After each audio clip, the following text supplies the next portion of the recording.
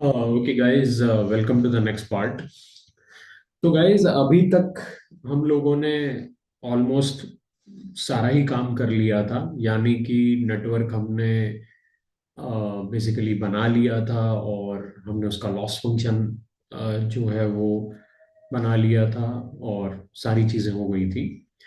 लेकिन फिर भी मैं आपको एक बार ज़रा समरी दे दूं कि हमने क्या क्या किया। तो बेसिकली गाइस, सिनेरियो कुछ इस प्रकार का था कि let me just have a look on my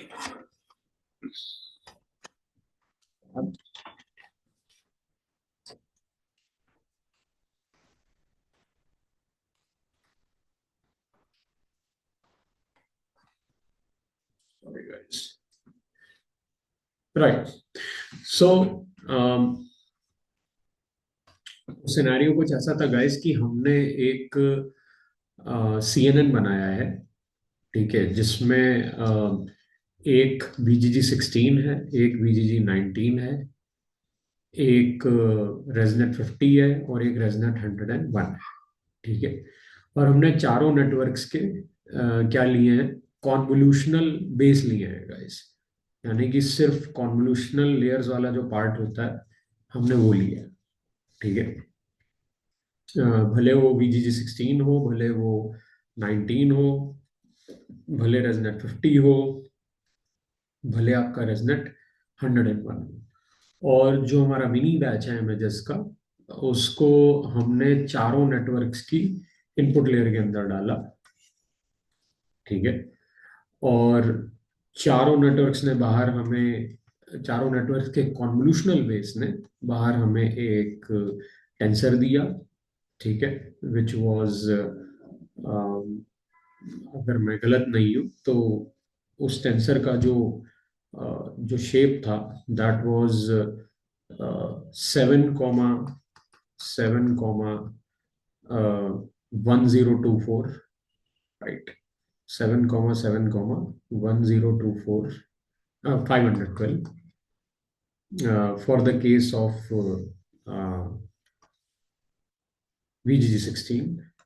Okay, and that was 5,7,7,512, and again 5,7,7,512, again 5,7,7,2048. Okay, and again 5,7,7,2048. तो गाइज यूजुअली अगर इस पेपर में आप देखेंगे तो हो क्या रहा है कि इन्होंने यहाँ LX नेट लगाया हुआ है, गूगल नेट लगाया है, VGG नेट लगाया है और रेज नेट लगाया है। But the problem is that कि इन्होंने, क्योंकि ये चार नेटवर्क्स यूज किए हैं, तो इन चारों नेटवर्क्स में हो क्या रहेगा, इसकी जो स्पेशियल डायमेंशंस है ना कॉन्वोल्यूशनल बेस से निकलने वाले, वो सेम नहीं आ रहे।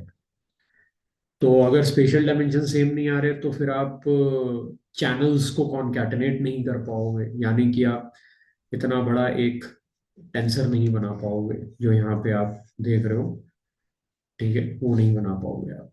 ठीक है, तो चैनल स्पेशियल डायमेंशंस को सेम रखने के लिए इन्होंने बेसिकली क्या किया है, इस पेपर में एक सॉल्यूशन रेकमेंड किया है जिसको ये कह रहे हैं ट्रांजिशन लेयर। ठीक है, तो गाइस ट्रांजिशन लेयर क्या करेगी कि ट्रांजिशन लेयर चारों नेटवर्क्स के जो स्पेशियल डायमेंशंस होंगे, जो कि हम यहाँ पे 7,7 ले रहे हैं, जो कि हम लकी हैं इस केस में कि हमारे केस में हमने ये जो चार प्रीटेंड नेटवर्क्स लिए हैं वो एक्चुअली में 7,7 ही आ रहा है।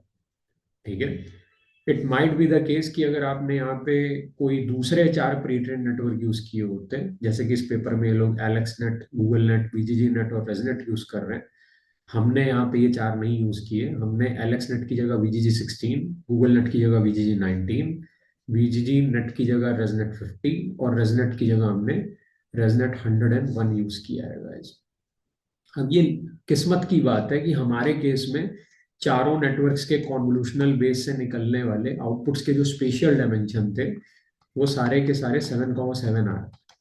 ठीक है, या फिर कहना चाहिए सेम आ रहे हैं। अब एग्जैक्टली गाइस अभी मुझे याद नहीं है कि वो कितने आ रहे हैं, तो हमें समरी देखनी पड़ेगी कितने आ रहे हैं। बट मेरे ख्याल से 7,7 ही आ रहे हैं। ठीक है, इनके केस में ये सेम नहीं आ रहा है। जो इन्होंने चार नेटवर्क्स यूज किए हैं इनके केस में सेम नहीं आ रहे। तो बेसिकली इनको सेम बनाने के लिए what they have done is कि इन्होंने चारों नेटवर्क्स का जो आउटपुट था उसको एक लेयर के थ्रू पास कराया, जिसको ये अपने पेपर में ट्रांजिशन लेयर कह रहे हैं।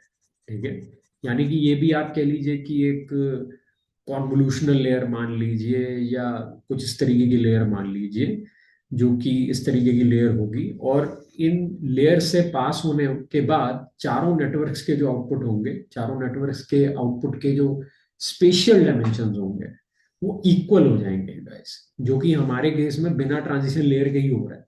ठीक है, तो दैट इज द रीजन कि हमने यहाँ पे ट्रांजिशन लेयर यूज नहीं करी है। लेकिन अगर आपके साथ ऐसा नहीं होता है, यानी कि अगर आप चार अलग अलग आर्किटेक्चर्स का यूज करते हैं और उसमें बाई चांस आपके साथ ऐसा नहीं हो रहा है, राइट, दैट गाइस, एक मिनट यार मैं आ रहा हूँ, ठीक है।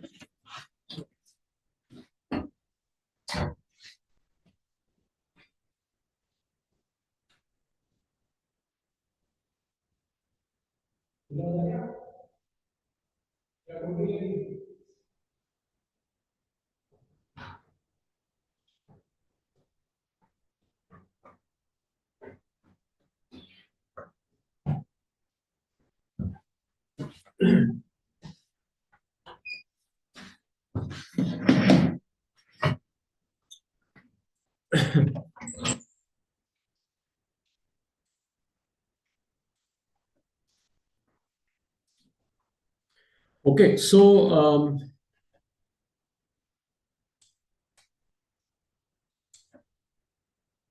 Yes, screen share, right.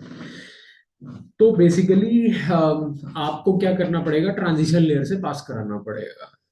ठीक है, ताकि चारों नेटवर्क्स के कॉन्वोल्यूशनल बेस के जो डायमेंशंस हैं, स्पेशल डायमेंशंस, वो बराबर हो जाए। ठीक है, तो हमने ट्रांजिशन लेयर नहीं लगाई। हमने क्या किया, हमने चारों आउटपुट्स को कॉन्कैटिनेट कर दिया। ठीक है, जो कि इस पेपर में ये लोग क्या कर रहे थे, ट्रांजिशन लेयर से पास कराने के बाद कॉन्कैटिनेट कर रहे थे। ठीक है, हमने ट्रांजिशन लेयर लगाई नहीं क्योंकि हमारे स्पेशल डायमेंशन बराबर आ रहे थे। तो हमने बिना ट्रांजिशन लेयर के आउटपुट्स को कॉन्कैटिनेट करके हमने ऐसा एक टेंसर बना दिया। ठीक है, दिस इज अवर टेंसर। ठीक है, जो कि हमारे केस में कितने का आ रहा है, जो कि हमारे केस में गाइस आ रहा है 7,7,5,120 का आ रहा है। ठीक है, किसी एक इमेज के लिए। ठीक है, मिनी बैच के लिए कितना का आएगा, 5,7,7,5,120 का आएगा। ठीक है, तो दिस इज द सिचुएशन। ठीक है, अब बेसिकली हमें करना क्या है गाइस, जो हमारा नेटवर्क आगे बनेगा, जो आर्किटेक्चर हमारा बन रहा है यहाँ पे फिगर में आप देख रहे हो, हमें करना क्या है गाइस कि हमें सबसे पहले तो इसके ऊपर वो लगानी है, ग्लोबल पूलिंग लगानी है। ठीक है, अब यूजली अगर आप बहुत ज्यादा टेक्निकलिटीज में एंटर नहीं करना चाहते हैं तो आप ग्लोबल मैक्स पूलिंग भी लगा सकते हैं या ग्लोबल एवरेज पूलिंग भी लगा सकते हैं।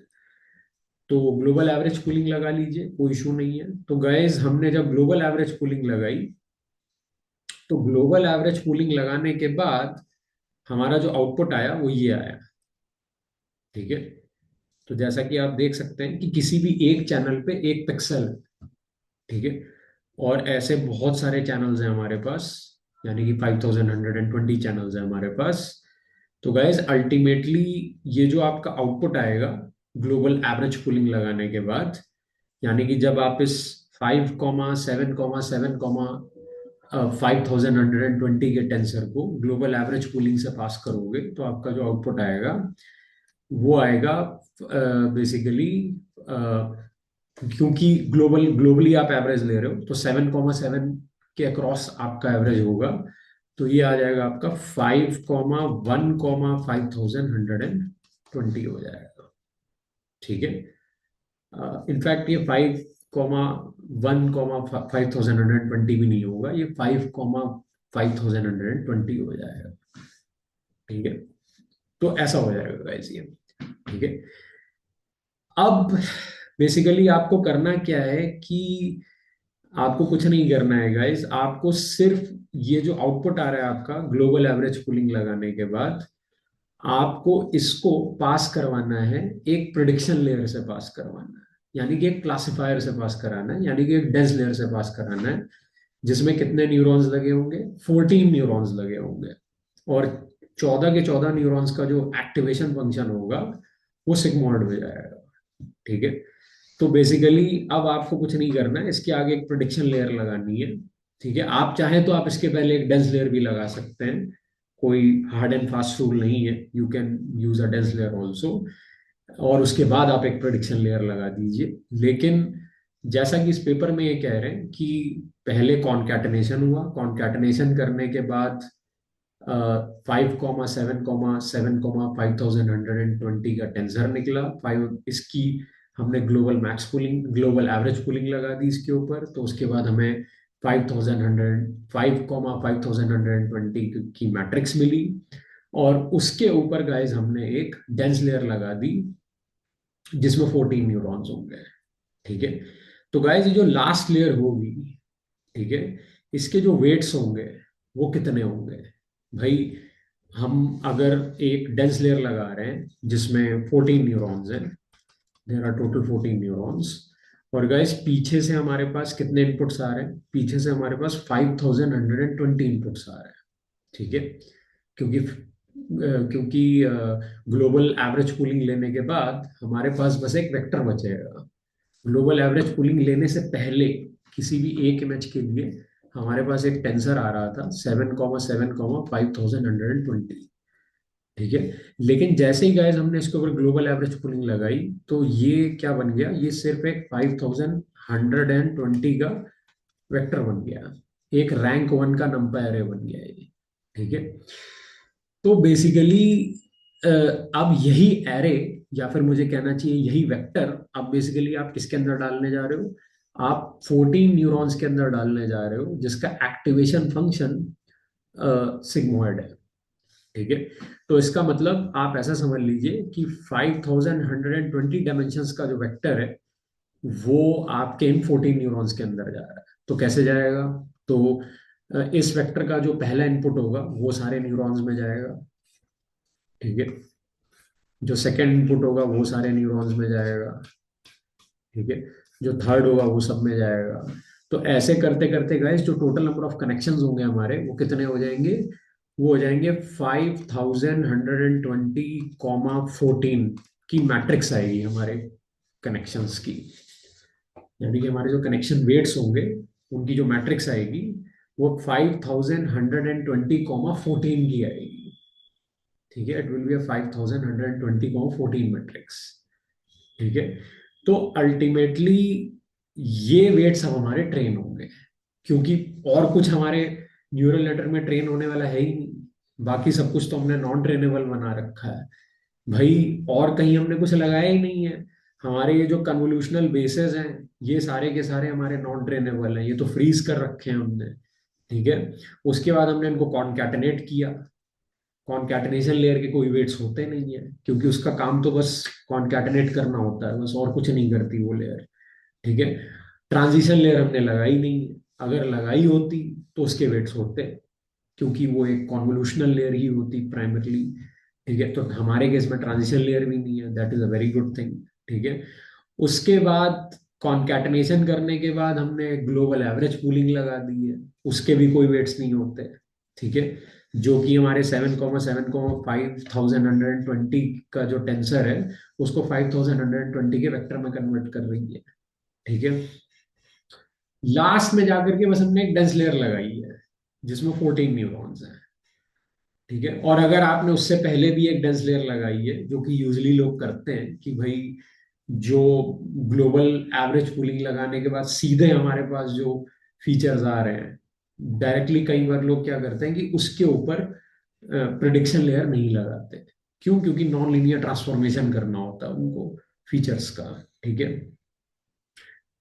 तो ऐसा कंपलसरी नहीं है, आप चाहें तो ग्लोबल एवरेज पूलिंग लगाने के बाद अ, एक डेंस लेयर लगा दीजिए और फिर उस डेंस लेयर के बाद प्रेडिक्शन लेयर लगा दीजिए।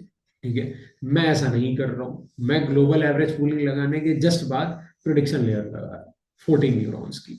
तो ग्लोबल एवरेज पूलिंग लगाने के बाद मेरा जो वेक्टर निकलेगा वो 5120 का निकलेगा, और वही वेक्टर मेरे 14 न्यूरॉन्स में जाएगा।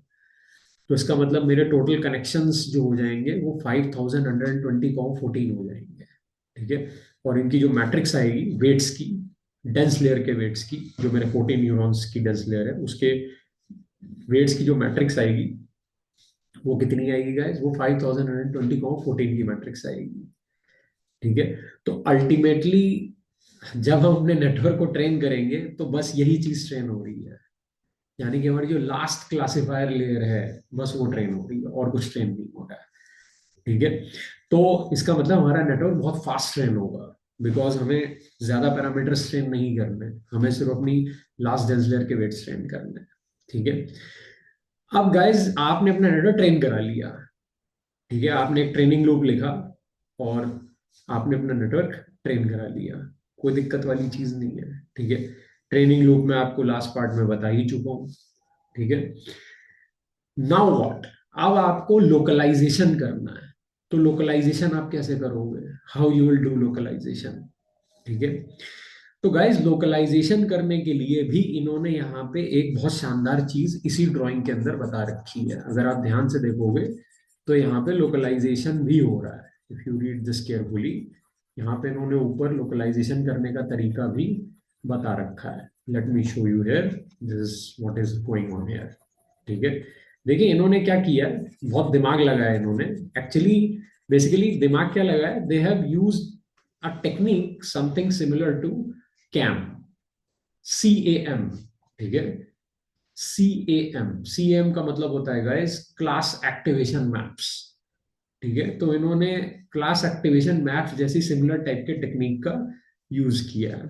ठीक है, तो क्लास एक्टिवेशन मैप्स टेक्निक क्या होती है गाइस, ये कुछ नहीं होती है। आप बेसिकली करते क्या है कि आप, अगर आपको लेट्स से किसी ऑब्जेक्ट की लोकेशन पता लगानी है या उसका उसकी पोजीशन पता लगानी है इमेज के अंदर, तो बेसिकली आप करते क्या है कि आप बेसिकली हीट मैप्स निकालते हैं। You fetch heat maps. ठीक है, हीट मैप्स आपको क्या बताते हैं, हीट मैप्स आपको ये बताते हैं कि जो कॉन्वोल्यूशनल लेयर्स में से निकलने वाले एक्टिवेशन मैप्स हैं, ठीक है, उनमें किस पोजीशन पे, या फिर कहना चाहिए कि पिक्सल की वो कौन सी पोजीशन है जहां पे किसी क्लास के लिए सबसे हाई इंटेंसिटी आ रही है। या फिर आप कह सकते हो कि अगर आप ये देखना चाहते हो कि आपकी कॉन्वोल्यूशनल लेयर में से निकलने वाले जो आउटपुट्स हैं, ठीक है, उनमें से हर आउटपुट के अंदर किसी एक स्पेसिफिक क्लास का क्लासिफिकेशन करने के लिए, उसका प्रोडिक्शन करने के लिए आपकी कॉन्वोल्यूशनल लेयर ने जो बाहर आउटपुट्स दिए हैं, उन आउटपुट्स के अंदर हर एक फिल्टर से निकलने वाले आउटपुट के अंदर किस पिक्सल की पोजीशन पे आपका जो न्यूरॉन है वो फायर कर रहा है। फायर करने का मतलब है कि वो एक्साइट हो गया, कि उसने, क्योंकि उसको उस स्पेसिफिक क्लास से रिलेटेड कुछ इंफॉर्मेशन इमेज के किसी एक स्पेसिफिक पिक्सल पे दिखी। ठीक है, इन शॉर्ट मैं ज्यादा टेक्निकलिटी में अभी नहीं जाऊंगा, लेकिन मैं सीधा ऊपर ऊपर की बात करूंगा कि basically what is going on here is that, कि यहाँ पे कैसे कर रहे हैं। तो इन्होंने क्या किया कि इन्होंने प्रिडिक्शन लेयर के वेट्स उठा लिए हैं। ठीक है, प्रिडिक्शन लेयर के वेट्स मतलब 5120 14 की जो मैट्रिक्स है वेट्स की, जो न्यूरल नेटवर्क के ट्रेनिंग होने के बाद आएगी, वो इन्होंने मैट्रिक्स उठा ली। तो गाइस इसका मतलब ये मैट्रिक्स आपको अभी नहीं लेनी, जब आपका नेटवर्क ट्रेन हो जाएगा पूरे तरीके से, ठीक है, उसके बाद जो ये वेट्स आपके ट्रेन होके आए, ठीक है, यानी कि जो 5120 को 14 की जो प्रेडिक्शन लेयर के वेट्स की मैट्रिक्स थी जो ट्रेन होकर के आई, उसके उसका इन्होंने क्या करा दिया, मल्टीप्लीकेशन करा दिया गाइस। ठीक है, they have done the multiplication. किससे करा दिया मल्टीप्लीकेशन गाइस, उसका मल्टीप्लीकेशन इन्होंने करा दिया 7,7,5120 की मैट्रिक्स है। यानी कि कॉन्कैटनेशन कराने के बाद चारों न्यूरल नेटवर्क के कॉन्वोल्यूशनल बेस से निकलने वाले आउटपुट्स का जो आपने कॉन्कैटनेशन करवाया था उससे मल्टीप्लीकेशन करा दिया। ठीक है। तो गाइस अब देखिए, आप ध्यान से देखिए कि हमारे चारों कॉन्वोल्यूशनल न्यूरल नेटवर्क में से, कॉन्वोल्यूशनल बेस में से कॉन्कैटनेशन कराने के बाद जो आउटपुट निकल रहा था, वो आउटपुट क्या आ रहा था गाइस? वो आउटपुट आ रहा था 5,7,7,5120 का आउटपुट आ रहा था वो। ठीक है। तो अल्टीमेटली अब आपने क्या किया गाइस? आपने इस जो मैट्रिक्स है या जो टेंसर है जो यहाँ पे इन्होंने बना रखा है, ठीक है, ये जो आप टेंसर यहाँ देख रहे हो, यही वो टेंसर है गाइस। ठीक है। तो इस टेंसर का मैट्रिक्स मल्टीप्लीकेशन मैट्रिक्स मल्टीप्लीकेशन कराया इन्होंने, किससे? 5,120,14 की मैट्रिक्स से मैट्रिक्स मल्टीप्लीकेशन करा दिया। तो गाइस जब आप 5,7,7,5120 के टेंसर का 5,120,14 से मैट्रिक्स मल्टीप्लीकेशन कराएंगे तो आपको आउटपुट क्या मिलेगा? आपको आउटपुट मिलेगा 5,7,7,14। ठीक है। 5,7,7,14, 5,7,7,14। इसका क्या मतलब है गाइस? इसका मतलब ये हुआ कि आपने जो 5 इमेजेस का मिनी बैच डाला था, ठीक है, उस 5 इमेजेस के मिनी बैच को डालने के बाद आपका आपका जो CNN का जो कॉन्वोल्यूशनल बेस है, यानी कि जो इतना हिस्सा है जो आपने कॉन्कैटिनेट करवाया था, उससे जो आउटपुट निकल रहा है मैट्रिक्स मल्टीप्लीकेशन कराने के बाद, वो कितना निकल रहा है? 5,7,7,14 निकल रहा है वो। यानी कि हर एक इमेज के लिए एक 7,7,14 का टेंसर निकल रहा है। 7,7,14 का टेंसर। ठीक है।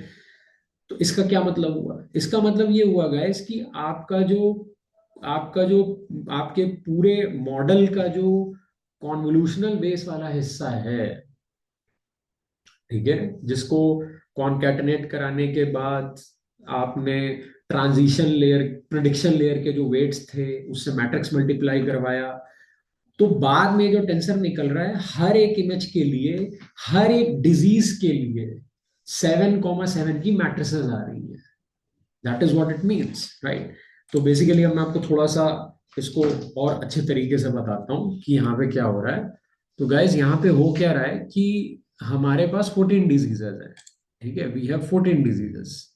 Okay, so let me just show you. तो हमारे पास 14 डिजीजेस हैं गाइज। ठीक है। किसी एक इमेज के लिए हमारे पास 7,7,14 का टेंसर आ रहा है। ठीक है। तो आप कुछ ऐसा समझ लीजिए कि अब हो क्या रहा है यहाँ पे कि हमने अपने मॉडल को एक इमेज दी, 224,224,3 की इमेज दी हमने उसको। ये हमारा मॉडल है। ठीक है। और हमारा मॉडल आउटपुट में हमें क्या दे रहा है? हमारा मॉडल आउटपुट में हमें बेसिकली 5,14 की मैट्रिक्स दे रहा है, राइट? लेकिन हमने क्या किया, हमने अपने मॉडल का जो कॉन्कैटनेशन वाला पार्ट था, अब मैं पूरे मॉडल की बात नहीं कर रहा हूं, ठीक है, मैं मॉडल के सिर्फ कॉन्वोल्यूशनल बेस की बात कर रहा हूँ, सिर्फ इतनी चीज की बात कर रहा हूँ। मान लीजिए ये जो बॉक्स आप देख रहे हैं, ये कॉन्वोल्यूशनल बेस है, कॉन्कैटनेटेड कॉन्वोल्यूशनल बेस है ये, कॉन्कैटनेटेड कॉन्वोल्यूशनल बेस। ठीक है, जिसका आउटपुट कितना आ रहा है? 5, ठीक है, 5,7,7,5120। ठीक है। हमारे मॉडल के आगे जो डेंस लेयर लगी हुई है, उसके जो वेट्स की मैट्रिक्स है, वो कितने बाई कितने की है? 5,120,14 की है वो। ठीक है। तो ये वेट्स हमारे क्या हो गए गाइस? ट्रेन हो गए। हमने अपने मॉडल को ट्रेन करा लिया, ये वेट्स हमारे ट्रेन हो गए। अब जब ट्रेनिंग खत्म हो गई, तो ट्रेनिंग खत्म होने के बाद गाइस अब हम क्या करेंगे कि हमारी जो टेस्टिंग डाटा वाली इमेजेस हैं, टेस्टिंग डाटा वाली इमेजेस, ठीक है, उनको हम अपने मॉडल के कॉन्वोल्यूशनल बेस से पास करेंगे, ठीक है, और कॉन्कैटिनेट कर देंगे, और कॉन्कैटिनेट करने के बाद जो हमारा आउटपुट आएगा वो आएगा 5,7,7,5120, ठीक है। और उसको हमने मैट्रिक्स मल्टीप्लाई करा दिया अपने ट्रेंड वेट्स की मैट्रिक्स से। यानी कि वेट्स ये वेट्स की मैट्रिक्स हमें कब लेनी है? जब हमारा मॉडल ट्रेन हो चुका हो, खत्म हो गई हो ट्रेनिंग उसकी, तो फिर हमें ये वेट्स की मैट्रिक्स लेनी है। तो 5,120,14 की मैट्रिक्स ले लेंगे हम, ठीक है। ये आपको निकालनी पड़ेगी उस लेयर के अंदर से। यानी कि जो आपने लास्ट वाली डेंस लेयर लगाई है ना, उसके वेट्स आपको फेच करने पड़ेंगे ट्रेनिंग खत्म करने के बाद। तो वेट्स फेच कर लिए, मैट्रिक्स मल्टीप्लिकेशन करा लिया, मैट्रिक्स मल्टीप्लिकेशन कराने के बाद आपका आंसर कितना आया? 5,7,7,14 आया, ठीक है। यानी कि अगर मैं यहाँ से 5,224,224,3, यानी कि 224,224,3 की 5 इमेजेस डालता हूँ, तो मुझे पांचों इमेजेस के लिए इस शेप का एक टेंसर मिल रहा है बाहर, ठीक है। तो इसका क्या मतलब हुआ गया? इसका मतलब ये हुआ कि मेरा अब हो क्या रहा है कि मैंने यहां से 224,224,3 की एक इमेज डाली, और वो ट्रांसफॉर्म किस में हो रही है? वो ट्रांसफॉर्म हो रही है 7,7,14 में ट्रांसफॉर्म हो रही है, ठीक है। तो अब हो क्या रहा है यहाँ पे गाइस? हो ये रहा है कि आपकी इमेज के जो स्पेशियल डायमेंशन थे, जो ओरिजिनली 224 बाई 224 थे, पहली बात तो वो चेंज होके हो चुके हैं 7,7, ठीक है।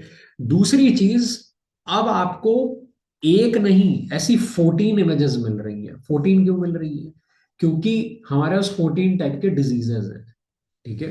तो इसका मतलब किसी भी एक इमेज के लिए आपका जो मॉडल है वो 14 डिजीजेस के लिए एक एक इमेज दे रहा है आपको। 14 डिजीजेस के लिए एक एक इमेज दे रहा है। अब गाइस ये जो एक एक इमेज है जो 14 डिजीजेस के लिए है, ठीक है, ये ये क्या है गाइस? इसी को बोला जाता है CAM. These are CAMs, class activation maps, ठीक है। ये कैम्स हैं, क्लास एक्टिवेशन मैप्स हैं, क्लास एक्टिवेशन मैप्स, ठीक है। इनको इनको हम हीट मैप्स भी कह सकते हैं। दे आर हीट मैप्स, ठीक है। Why they are called heat maps?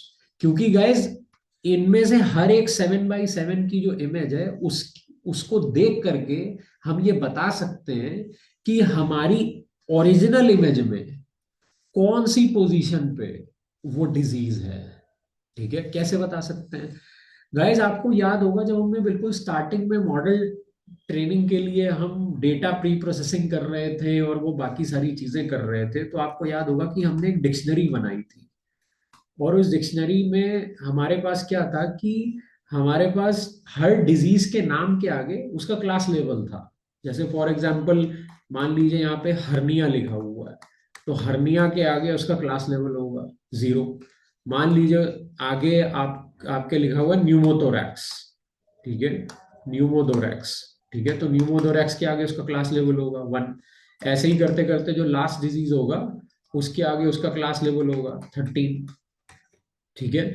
तो गाइज इसका मतलब ये हुआ कि अगर हमारी एक इमेज के लिए हमें 14 इमेजेस मिल रही हैं, यानी कि एक टेंसर मिल रहा है हमको, समथिंग लाइक दिस, ठीक है। ये 7,7,14 का टेंसर है, ठीक है, ठीक है। दिस 7 बाई 7, और ऐसी एक के पीछे एक हमें 14 इमेजेस मिल रही हैं, ठीक है। हमें ऐसी एक के पीछे एक 14 इमेजेस मिल रही हैं गाइस, ठीक है, ओके। तो इसके पीछे वाली जो होगी, फिर इसके पीछे वाली होगी, फिर इसके पीछे वाली होगी, ऐसी 14 मिल रही है। अब गाइस जो सबसे आगे वाली है, जो 0 इंडेक्स पे पड़ी हुई है 7 बाई 7 की, वो कौन से डिजीज के बारे में बताएगी? वो हर्निया के बारे में बताएगी, क्योंकि 0 का मतलब है हर्निया। और जो उसके पीछे 1 इंडेक्स पे पड़ी हुई है, यानी कि चैनल इंडेक्स नंबर 1 पे पड़ी हुई है जो 7 बाई 7 की इमेज, वो किसके बारे में बताएगी? वो न्यूमोथोरैक्स के बारे में बताएगी। ऐसे करते करते हमारे पास किसी एक इमेज के लिए 14 क्लास एक्टिवेशन मैप्स आ रहे हैं, ठीक है। तो अब आपको समझ में आ रहा है कि 7 बाई 7 14 है क्या चीज, ठीक है। अब गाइस ये आ तो रहे हैं, तो अब इसका मैं क्या करूं? देखिए गाइस, इसका हमें कुछ नहीं करना है। हमको बेसिकली करना क्या है, हर एक 7x7 की इमेज पे जा करके हमको बस ये पता लगाना है कि बेसिकली जो हाईएस्ट पिक्सल इंटेंसिटी है, जो हीट है सबसे ज्यादा, इस हीट मैप के अंदर जो सबसे सबसे गर्म रीजन है, जो सबसे हाईएस्ट पिक्सल इंटेंसिटी वाली लोकेशन है, वो कौन सी है? ठीक है। तो गाइस जैसे मान लीजिए, अगर हम पता लगाना चाहते हैं कि इस 7x7 के एक्टिवेशन मैप के अंदर जो सबसे हाईएस्ट हीट वाली लोकेशन है, जो सबसे हाईएस्ट पिक्सल इंटेंसिटी वाली लोकेशन है, वो कौन सी है? और वो लोकेशन वही होगी गाइस जिस लोकेशन पे हर्निया होगा। ये वो लोकेशन होगी जिस लोकेशन पे हर्निया होगा। यानी कि गाइस मान लीजिए, ये वो लोकेशन है जहां पे पिक्सल की इंटेंसिटी सबसे ज्यादा है। मैं लोकेशन की बात कर रहा हूं, मैं हाईएस्ट पिक्सल इंटेंसिटी की बात नहीं कर रहा हूं। I am talking about the location of that pixel, जहां पे इंटेंसिटी सबसे ज्यादा आ रही है। तो गाइज वो कौन सी रो है? 0 index row, 1 index row, 2 index row, 3 index row, 4 index row. ठीक है। 0 index row, 1 index row, 2 index row, 3 index row. तो गाइज इसका मतलब 4,3 वो पोजीशन है जिसपे हर्निया है। ठीक है। उसी तरीके से फिर आप 1 इंडेक्स डेप्थ पे जाओगे। ठीक है। और फिर वहां पे भी आप हाईएस्ट हीट वाली लोकेशन पता लगाओगे। अब वो कोई दूसरी लोकेशन हो सकती है।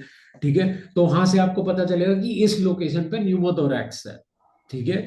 फिर आप सेकंड इंडेक्स वाले चैनल पे जाओगे, और वहां पे फिर आप हाईएस्ट पिक्सल इंटेंसिटी की लोकेशन पता लगाओगे। फिर आपको पता चलेगा कि 2 लेवल वाला डिजीज इस लोकेशन पे है।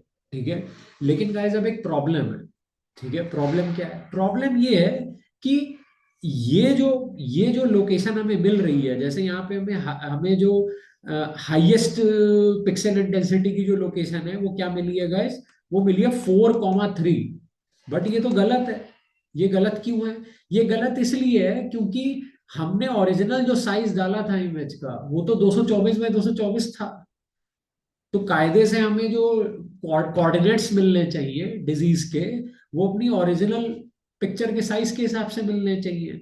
जबकि क्योंकि हमारा ओरिजिनल साइज 224 बाय 224 है ना, लेकिन डिजीज की लोकेशन हम किसके हिसाब से पता लगा रहे हैं? 7,7 के हिसाब से पता लगा रहे हैं। तो ये तो गलत हो गया, राइट? तो गाइज इसके लिए आपको क्या करना पड़ेगा? इसके लिए आपको बेसिकली जो पिक्सल की लोकेशन आपने पता लगाई है, उसको शिफ्ट करना पड़ेगा। यानी कि आपको वो लोकेशन पता लगानी पड़ेगी कि अगर मैं 7x7 की इमेज को 224,224 का बना दूं, तो ये जो लोकेशन है, ये वहां पे क्या क्या लोकेशन होगी, आपको वो लोकेशन पता लगानी पड़ेगी। अब गाइस क्वेश्चन अराइज होता है कि ये मैं कैसे पता लगाऊंगा कि अगर मैं 7x7 की इमेज को 224 बाय 224 का बना दूं, तो वहां पे जाकर के ये 4,3 लोकेशन क्या हो जाएगी? बहुत इजी है गाइस, आप कुछ मत करिए। आप 224 को 7 से डिवाइड करा दीजिए, और 4 मल्टीप्लाई कर दीजिए, और अगेन 224 को 7 से डिवाइड करा दीजिए, और 3 मल्टीप्लाई करा दीजिए। उसके बाद जो लोकेशन आएगी वो होगी आपकी एक्चुअल लोकेशन 224 साइज की इमेज के अंदर। तो यहां से आपने क्या पता लगा लिया गाइस?